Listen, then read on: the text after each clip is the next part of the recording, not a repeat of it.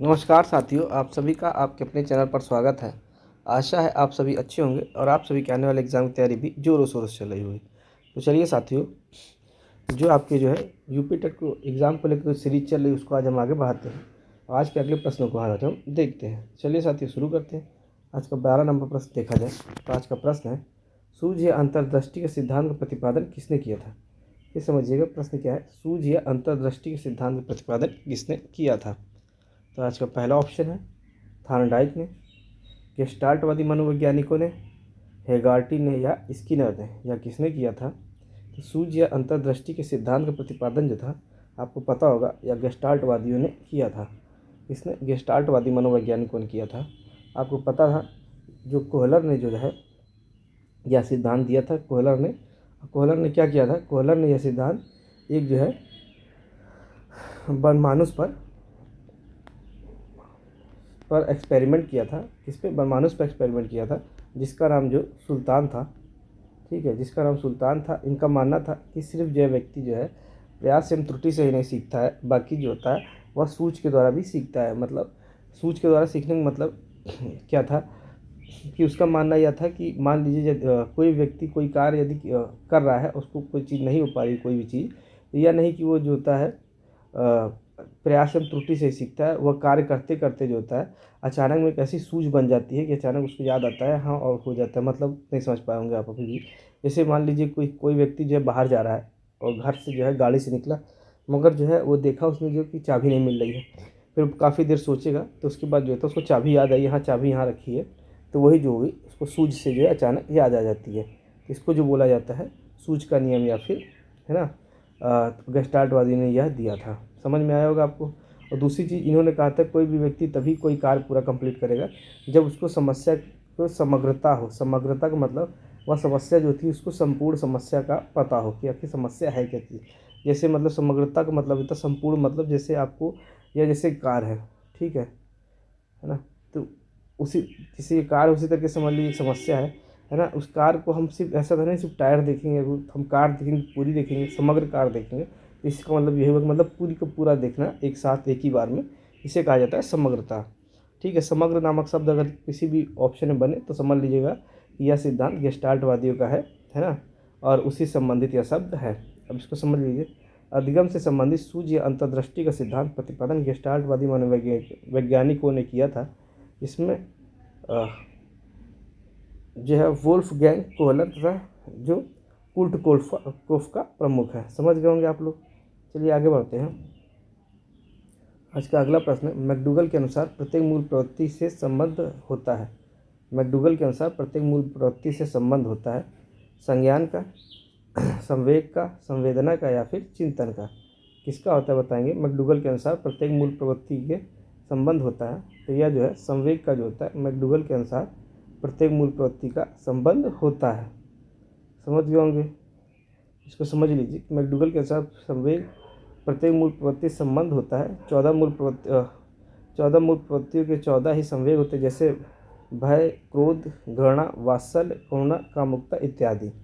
समझ गए। तो इनको कोई परेशानी हो तो बताइएगा। चलिए अगला प्रश्न देखा जाए।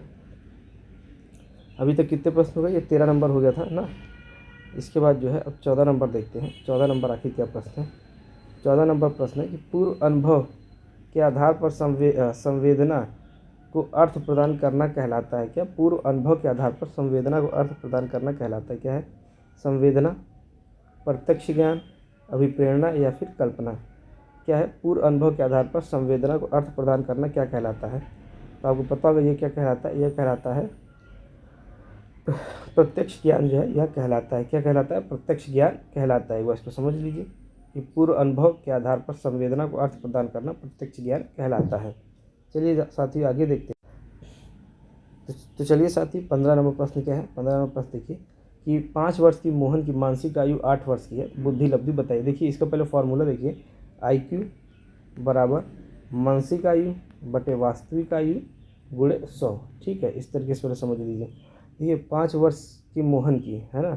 देखिए IQ बराबर मोहन की आयु क्या है 5 वर्ष है ना, और मानसिक आयु उसकी 8 है, गुणे 100 कर लीजिए। ठीक है, अब समझिए। देखिए IQ बराबर 8/5 गुणे 100, ठीक। कटा 20 बार में। इतना समझ में आया आप लोग को? 8 दूनी तो ये 160 हो गई। इतना समझ गए होंगे आप लोग। क्या कोई समस्या हो तो बताइएगा। इसका ऑप्शन देखिए, कोई 160 आ रहा, हाँ तो ऑप्शन बी इसका सही हो जाएगा। चलिए आगे देखते हैं अगला प्रश्न क्या होता है आप लोग।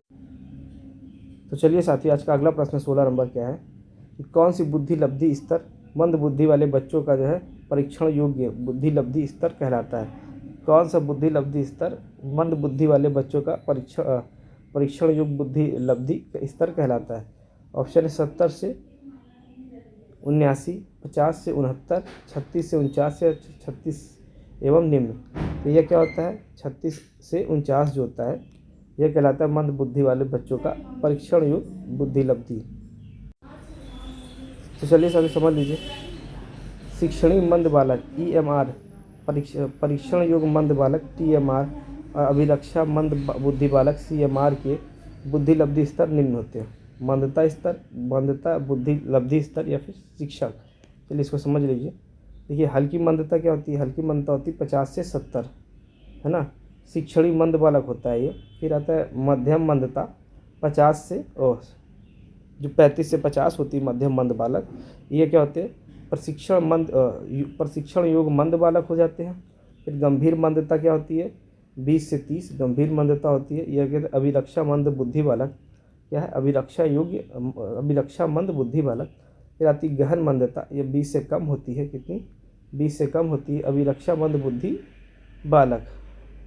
इसमें समझ लीजिए कि क्या हुआ कि निष्कर्ष क्या निकल रहा है कि 35 से 50 बुद्धि लब्धि स्तर मंद बुद्धि बालकों के परीक्षणीय बुद्धि लब्धि स्तर कहलाता है। अतः उत्तर इसका 36 से 49 सही रहेगा। ठीक है, आप समझ गए होंगे। इतनी किसी कोई समस्या बताइएगा। चलिए आगे बढ़ते हैं। अगला प्रश्न होगा आपका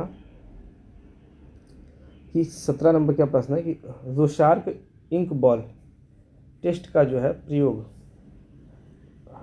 प्रयोग निम्न में से किसके मापन हेतु किया गया था, है ना। तो यह किसके द्वारा किया था? व्यक्तित्व के, बुद्धि के, अभिरुचि के या अभिक्षमता के? तो किसके द्वारा किया गया था? तो यह जो है व्यक्तित्व के लिए जो है किया गया था। किसके लिए? व्यक्तित्व के लिए किया गया था। इसको समझिए। रोशार्क इंक बॉल टेस्ट का प्रयोग व्यक्तित्व मापन हेतु किया गया था। यह एक ऐसा प्रक्षेपी विधि है, इसका निर्माण हरमन जोशो ने जो है 20वीं शताब्दी के प्रारंभिक वर्षों में किया था। ठीक है, चलिए आगे बढ़ते हैं। आज का अगला प्रश्न 18 नंबर क्या है? निम्न में से कौन सा विस्मृति का कारण नहीं है? कौन विस्मृति का कारण नहीं है? सीखने में कमी, स्मरण करने की इच्छा, मानसिक द्वंद्व, सीखने की दोषपूर्ण विधियाँ। कौन सा जो है विस्मृति कारण नहीं है? तो विस्मृति या विस्मरण सीखने में कमी, मानसिक द्वंद्व या सीखने के दोषपूर्ण विधियों का कारण होता है। अतः विकल्प बीज होगा, इसका सही नहीं होगा। ठीक है, समझ गए होंगे। चलिए अब आगे बढ़ते हैं। चलिए साथियों, आज का अगला प्रश्न देखा जाए। 19 नंबर क्या है? वह विज्ञान जो संख्यात्मक प्रदत्त को एकत्र करने, विभाजित करने, प्रस्तुत करने, तुलना करने और व्याख्या करने की विधि से संबंधित है, क्या कहलाता है? सांख्यिकी, गणित, ज्यामिति या संभाव्यता क्या कहा जाएगा? तो यह जो कहलाता है सांख्यिकी कहलाता है। क्या? कि वह विज्ञान जो संख्यात्मक प्रदत्त को एकत्र करने, विभाजित करने, प्रस्तुत करने, तुलना करने और व्याख्या करने की विधि से संबंधित वह सांख्यिकी कही जाती है। चलिए अगला प्रश्न देखा जाए। तो आज का 20 नंबर प्रश्न क्या होगा? पिछड़े बच्चों के लिए शैक्षिक लब्धि की अवधारणा किसने दी थी? तो गार्डन ने, सोनेल ने, बर्नट हॉल ने या सिरिल बर्ट ने? किसने दी थी? तो ये पता होगा आपको, सिरिल बर्ट ने यह दी थी। सिरिल बर्ट ने दी थी कि पिछड़े बच्चों के लिए शैक्षिक बुद्धि लब्धि की अवधारणा सिरिल बर्ट ने दी थी। इसके लिए इन्होंने चार्ल्स स्पीयरमैन के परीक्षण बैटरी का उपयोग किया। इसी के आधार पर सन 1913 में इन्होंने पिछड़े बच्चों के लिए शैक्षिक बुद्धि लब्धि की अवधारणा दी थी। तो चलिए साथियों, आज के प्रश्न यही समाप्त करते हैं। जो भी नए साथी जुड़े हैं और चैनल को सब्सक्राइब कर ले, जिससे कि आपको आगे की अपडेट मिलती रहे। चलिए साथियों, धन्यवाद।